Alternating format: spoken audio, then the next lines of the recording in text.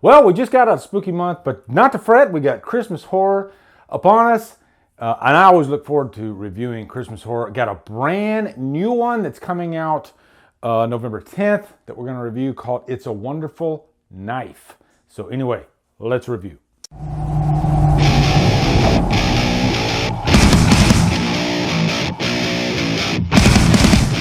It's a Wonderful Knife stars Jane Widdop, Jess McLeod, Joel McHale, Justin Long, and is directed by Tyler McIntyre. What's up, guys? Welcome to a brand new 2023 review. Feels like it's been a while since I sat in the chair. Haven't put out a video in like 5 days. I guess just taking a little rest.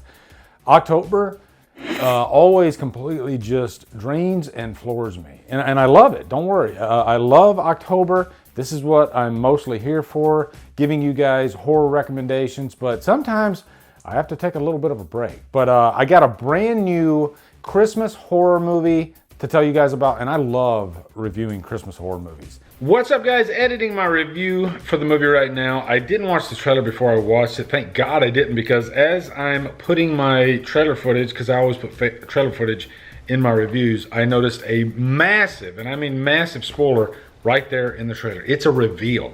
All right, so unless you just don't care about spoilers whatsoever, I would highly recommend do not watch this trailer.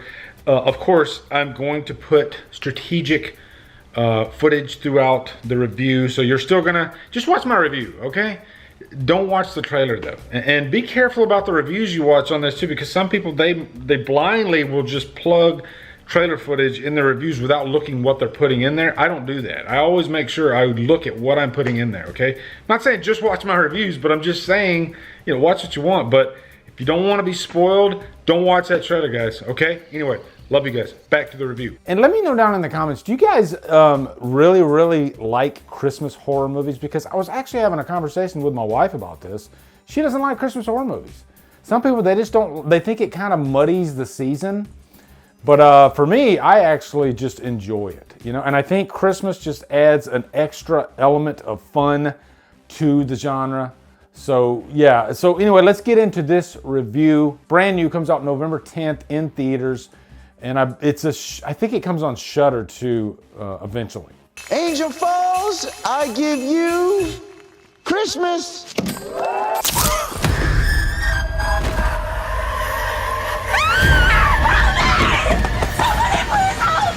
First off, let me give you a quick plot synopsis. There's a reason this movie is called It's a Wonderful Knife, because obviously it's a take on It's a Wonderful Life. And if you remember in that classic movie starring Jimmy Stewart, it's about this guy that is just having a really bad run of luck in his life, or so he thinks.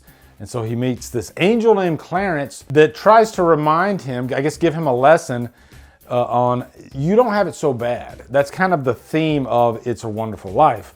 And in that movie, what would it be like if I didn't exist? How would it change my surroundings? How would it affect my family?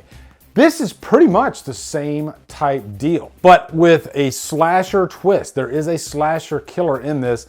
I'll call him the angel slasher because his costume is just all white. He literally looks like an angel, which is kind of a cool idea. If you know that story, there's a little bit of the supernatural involved, and it's no different here. There's this Aurora Borealis, and our main character, Winnie, I'm gonna be very careful because there's a lot of twists and turns in this, and I don't wanna give anything away. So I'll just say there's some killings that happen in the beginning of the movie that kind of affects her life.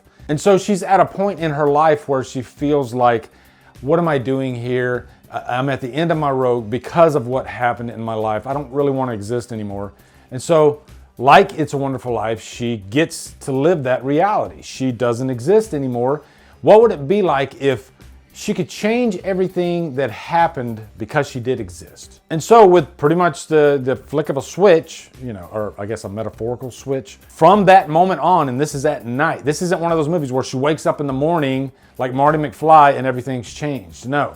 From that moment, it's like she doesn't exist, and when she walks into her quote-unquote new world, everything has changed around her. Now, there's a lot of different characters to really run by in this movie. It's pretty much a star-studded cast. You got, I guess, our Mr. Potter character, if you're familiar with It's a Wonderful Life. This is Mr. Waters, played by the great Justin Long. We always love him in horror movies. It's safe to say he's an asshole. He's a jerk, he's greedy, and this is a small town environment, and he wants to take over the town, take over the small businesses, and create his own big business empire. And that does play a part into why some of these killings start happening. Joel McHale plays her father, David. We've been seeing Joel McHale pop up in some horror movies lately, like he was in the Becky movie, and but just in a lot of movies in general. Then horror fans will definitely be happy to see Catherine Isabel in here. She plays her aunt. But I pretty much set the table for you. There's this angel killer on the loose, and Winnie's family is affected by this killer. She wants to change things, and then we are off and running. I like slasher movies that have a bit of the supernatural, or a bit of the fantastical about them. They're not set in reality. No, this could never happen in real life. So what happens when we mix those two together? And it's kind of fun. And it's spaced out quite well too, because you do have this ongoing story with this character, Winnie, and she's just, she's a very, I don't know if I want to say suicidal, but let's just say she wishes she didn't exist, but also she's got to solve this murder. Who is this killer? Why is this happening? And so we have all these different aspects going on at the same time, which is kind of cool. And these characters, they're kind of larger than life. Justin Long, this greedy Mayor Waters. You really can't stand the guy. There's no middle ground with him. You're not going to go into this movie thinking, but he does have a good side. No, he doesn't. He's a complete asshole. Sometimes you got to have characters like that, especially in these movies that are stepping outside of reality a little bit. More fairy tale-like, I guess. But there's also some heart. There's also a nice lesson learned along the way. There's definitely some Christmas spirit, and we like Christmas movies that give us hope. I think It's a Wonderful Life is just one of the greatest Christmas movies ever. It's crazy to me that it was a flop when it came out. I can't get through the end of that movie without tearing up because of just how happy and hopeful it is. Does this movie touch on those emotional beats as well as the classic It's a Wonderful Life? No. It's more just fun than anything. This movie's pretty much like a nice Christmas candy cane or fruitcake. If you like fruitcake, I don't. I think fruitcake sucks. This would be a fun, not dark and depressing Christmas horror movie, whereas something like Black Christmas, the original Black Christmas, that is pretty dark and heavy. It's still fun as hell. I mean, that's one of my all-time favorite movies, okay? I'm just talking about if you're in the mood for a certain flavor of Christmas horror movie, this might satisfy you. And again, you're gonna notice I'm being very careful with the plot here, even though it's similar to It's a Wonderful Life. There are still quite a few surprises. But I'll just say this right now too, don't expect just a reveal at the end of the movie and then that's your big surprise. There could be surprises all throughout this movie, which I liked. It kept me on my toes. Now for all you looking for blood and guts, it definitely has that. The kill scenes are bloody, are violent. It's not like insanely creative or anything. It seems like every Christmas slasher has to have that candy cane going through the mouth of a character. You get that in here too. But yeah, just plenty of blood, okay? And it's not overboard. It doesn't get as wild and crazy as, like, say, the Black Christmas remake. I'm mentioning Black Christmas way too much in this review. It's just a pretty much straightforward slasher, just in terms of the violence, not this story structure and whatnot. If I had to pick it apart a little bit, I don't think it's a perfect movie. I think Justin Long, and I'm shocked that I'm saying this because I love Justin Long to death. Everything he does is so great. Barbarian, he is like the shining star in that movie.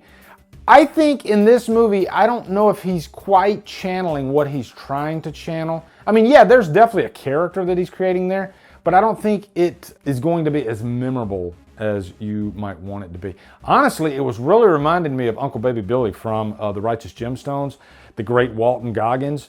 I definitely feel like he might have been channeling a little bit of that, but what Walton Goggins did with that character is insanely infectious. Also, in terms of the plot, I'm gonna go ahead and admit something. I watched this movie twice because the first time I watched it, there's a lot to keep up with. And let me just say this, sometimes we look at our phones when we're watching movies and whatnot. Don't look at your phone when you're watching this movie because I think if you miss something, or if you're just like watching this and having a conversation with somebody, it might be a little confusing, all right, because there's a lot going on, and there's also a lot of characters and a lot of changes because of, I guess, making the switch to her not existing. So I'll just say, make sure you pay attention. If you're gonna see this in the theater, you're gonna pay attention anyway, but I watched it at home, and I wanted to go back and give it another watch just so I could make sure that I could follow everything that was going on, because I was a little bit confused on the first watch, just on a couple little things, not overall, you know. This ain't Triangle. Oh, and one more thing, this is kind of a neutral thing. It's not that I dislike or hate this, but the killer, nothing to write home about, okay? I like a killer with a visual panache about him, and to me, it's just a white angel looking killer, and I didn't think he was that great visually. Some of you might like him, but you know, as far as like some of your greatest slasher killers, I don't think he's gonna stand amongst the pack, all right? I think he will be lost in time, for sure. So I'm gonna give this a low purchase worthy. Let me know down in the comments what you guys think of It's a Wonderful Knife. Looking forward to hearing it. Also, be sure to come over to Killer Flicks, where we talk horror all day and every day. And on Fridays, we do free for Fridays. Follow me at Drumdums and on my socials. Support me on Patreon. Buy me coffee. Anyway, guys, thank you so much for watching. Have a great day. Drumdum out.